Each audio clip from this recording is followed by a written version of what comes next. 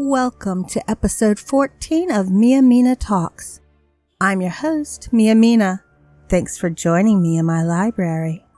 In this episode, I'm telling the story of a family with some different traditions and ways of dealing with wayward family members in my family's Yule hunt. Now, let me whisper in your ears. Every year, there's that rush after Samhain to prepare for the winter solstice and Yule. Gatherings for these holidays are important in my family. We have a family compound where my great-grandparents and grandparents live. It's a huge tract of land, including hunting grounds to support my family's needs. My family is huge. I don't mean like 50 living members between my great-grandparents and my youngest cousin. No, there are not only 50 of us. You see, my great-grandparents on both sides had 10 children. Each of those children got married and had 10 children. My parents' generation also married. While they aren't yet all with 10 children each, they're well on their way. So when we have family gatherings, there is a huge number of people. I always felt left out, honestly. I was not the girly girl my female cousins were. They were all much more girlish than I was. Yet I wasn't really allowed to do as my brothers and male cousins were. I knew why there were things I wasn't allowed to take part in. But I did feel as if I didn't really belong anywhere in my family. Not really a black sheep, just an odd one. As the only girl with 8 older brothers, I was naturally over-sheltered. Even at school, everyone knew who my older brothers and cousins were. No one dared cross them. I mean, my brothers were almost a whole football team by themselves. They were built like one too. So for me to get a date, well, let's just say it was a rare event. I actually had a date show up at the house only to be greeted by 5 of my brothers and leave. So when I met Charlie, I felt like it was a miracle. I mean, what other guys would want to date me with having to deal with my older brother's watchful eyes on them? My brothers approved of him, strangely enough, at least in the beginning. Everything was great for the first 3 months. As Samhain drew close, I was struggling with the holiday celebration coming with the change of the year. Charlie was expecting me to invite him to our family gathering. My brothers had been talking up how much food there would be after the family hunt. As a female, I had never been allowed on the family hunt, but I knew about it.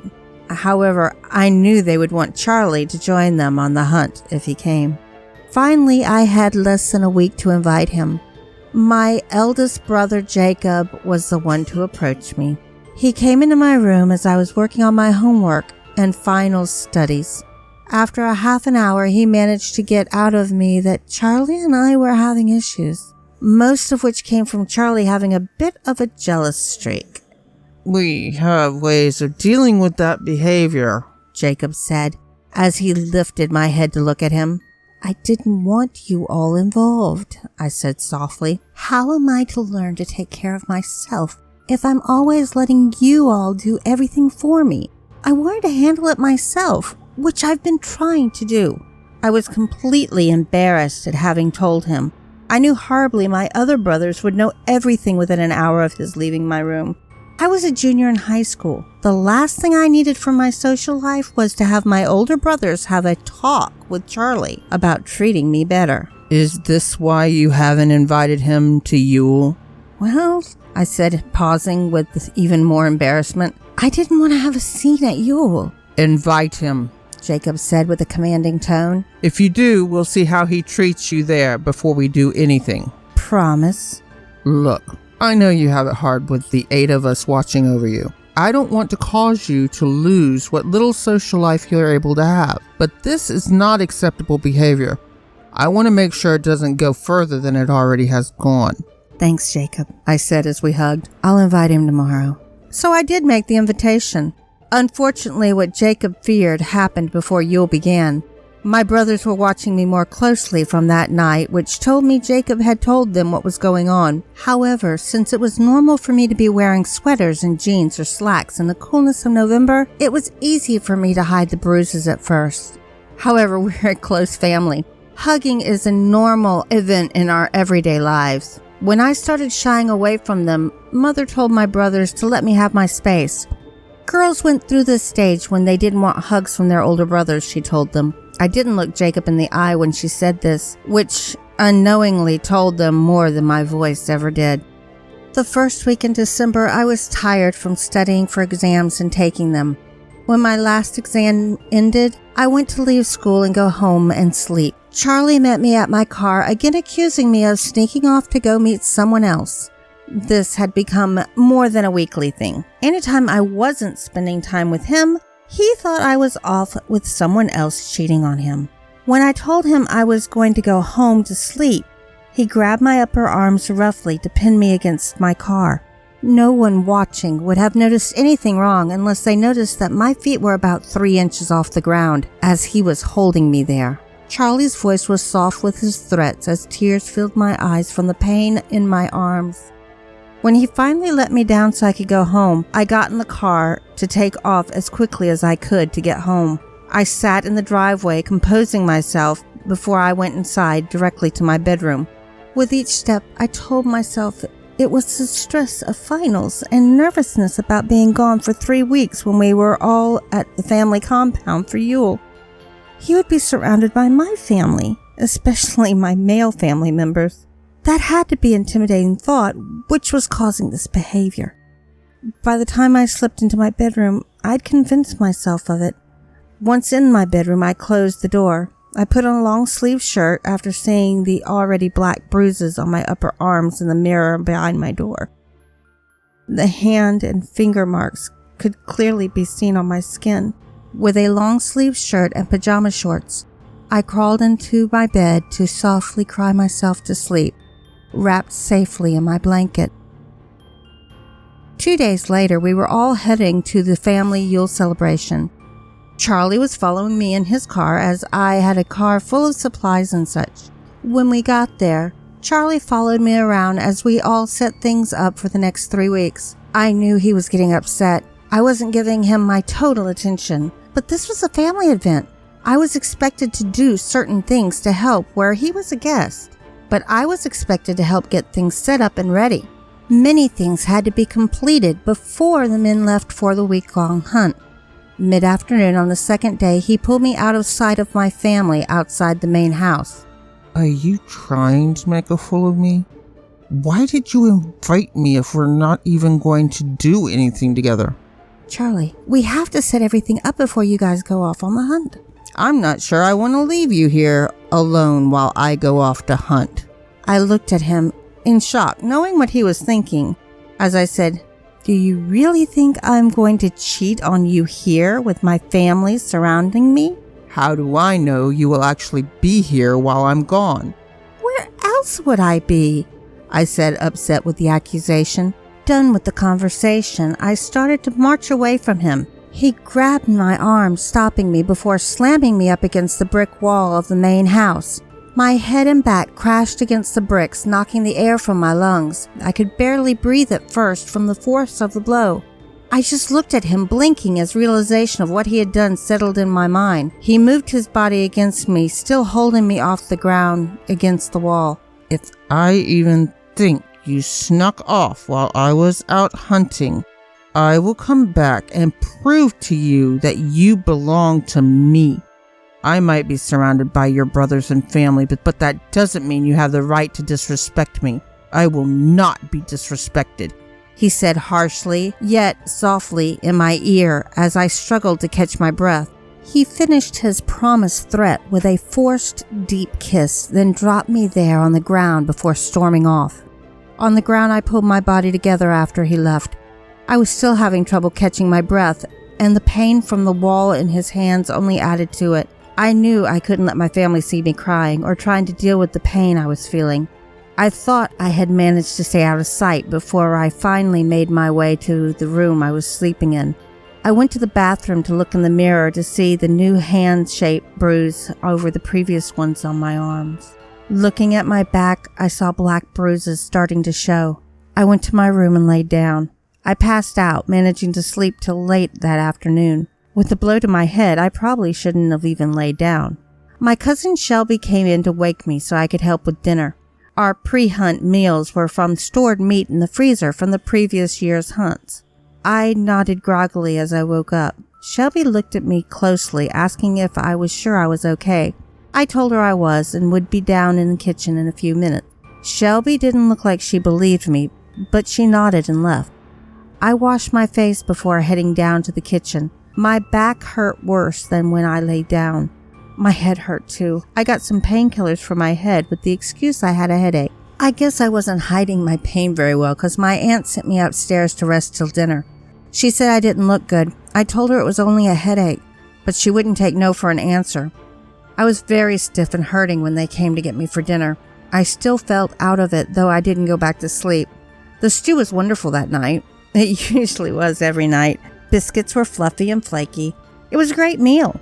Everyone was talking and catching up with each other all around the huge dining table. Afterward, we all went into the large family room to watch family movies. I stiffly sat next to Charlie as we watched, hoping no one noticed the awkwardness between us. When we headed up to bed, Charlie wanted a kiss since he would be leaving in the morning before dawn. I didn't want to have him touch me. I was still upset with him. Yet I kissed him awkwardly. He reminded me that I wouldn't be disrespecting him while he was on the hunt. I swallowed and told him that I wouldn't be. He forced me to kiss him again, harder, before he left me to my room and to sleep. Around 3 a.m., I woke up to go to the bathroom. On my way back to my room, I ran into one of my brothers, Mark. I bounced backwards against the wall, then pulled away, almost falling down again.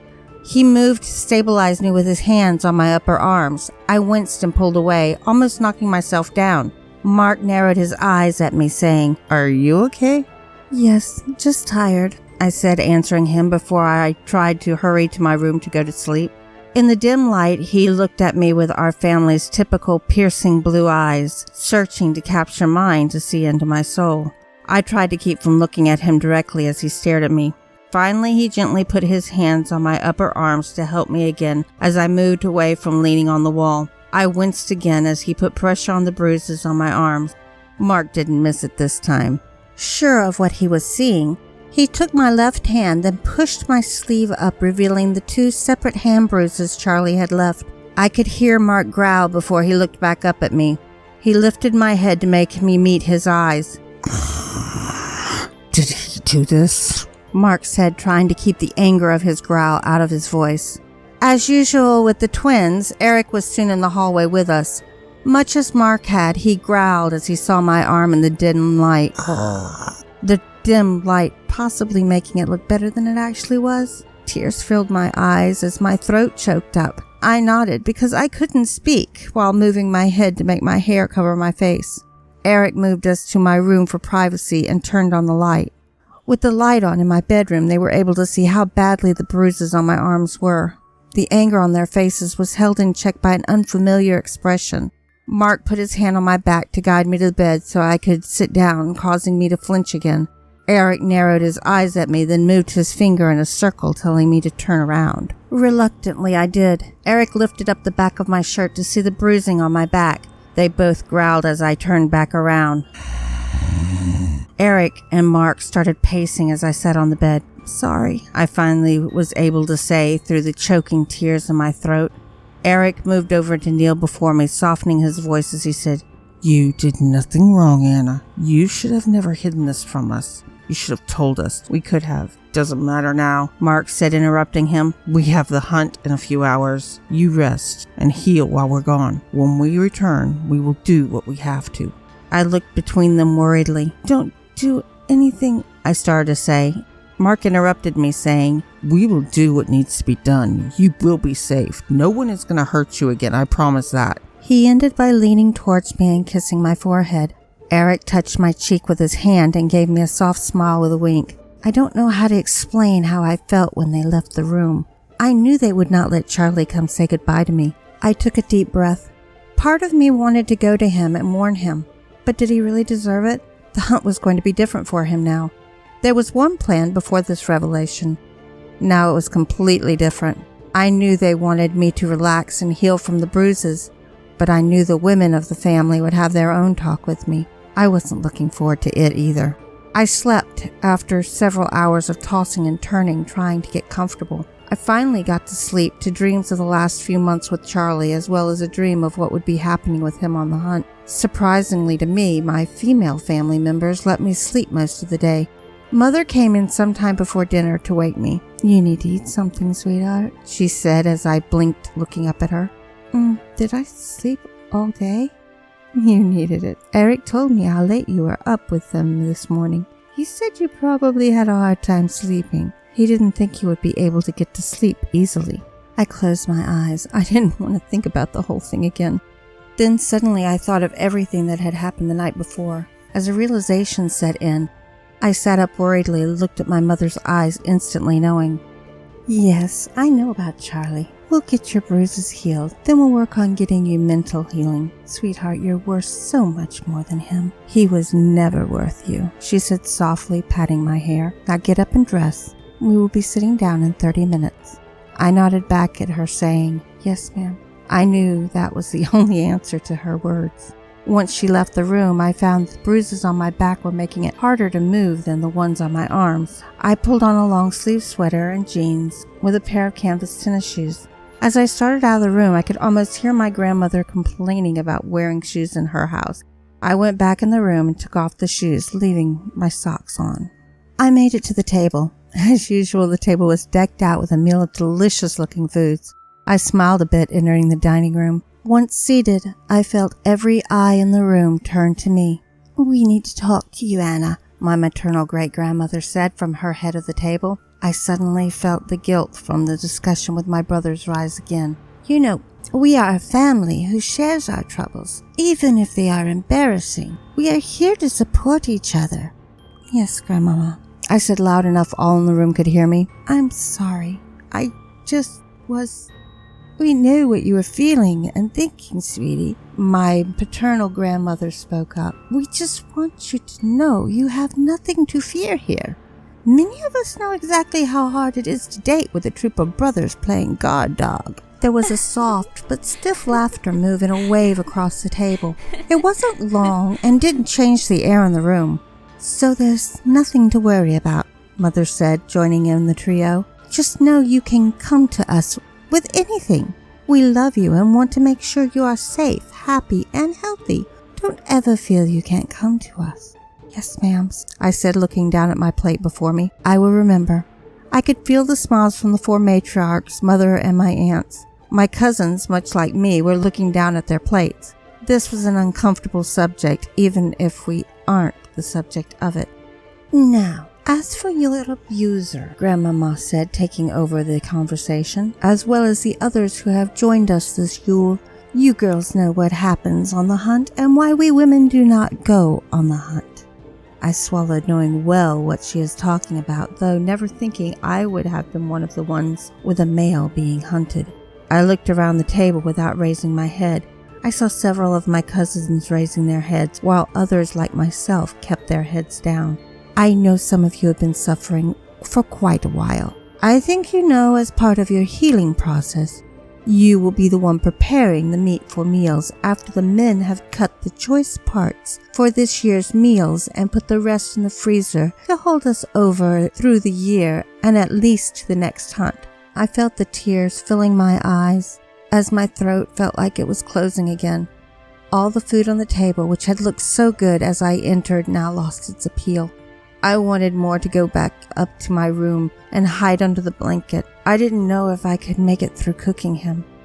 Grandmama got up and came around the table, putting her arm around me. She held me in her arms as she whispered in my ears, "This is so fresh for you. I'll help you prepare him for cooking. We will make sure you don't have to eat more than you should of him. You have to eat his heart, but nothing else. It will be okay, Anna. I promise." I leaned into her embrace as I started to cry again. I never thought this would be me. I don't know how I got here. With my family, though, I will heal and get over it. Right now, I just have to cry and let out my pain. Welcome to the end of the video. Thank you for listening to the whole story. It was longer than I expected. Upon finishing this story's first draft, I was told I needed to finish it. I said it was finished. I have since then been told I need to write what happened on the hunt and keep going. There are many questions which are not answered in this story, which were not meant to be answered originally, though I do understand the desire for more information. So I will be writing a part 2. But until then, this is my New Year's and Yule gift to you all. Happy New Year's and Happy Yule. Let me know if there's anything else you would like to know about this story in the comments below. While you're down there, please give the video a like and share it out. If you aren't subscribed, please consider subscribing and ringing the bell so you're notified when I upload new videos. As a short reminder, I have a Teespring store with t-shirts, hoodies, mugs, masks, and other items to choose from. I've added a link in the description below, so check it out. Get your own Mina swag for the holidays. All purchases and donations go to making this channel better. I want to say thank you to all of you who have subscribed. I appreciate your faith in me and enjoyment of my content. I love and appreciate all of you. I couldn't do it without you. Thank you to everyone who has been so welcoming, supportive, and helpful. Until we meet again, have a wonderful day or night, and be safe.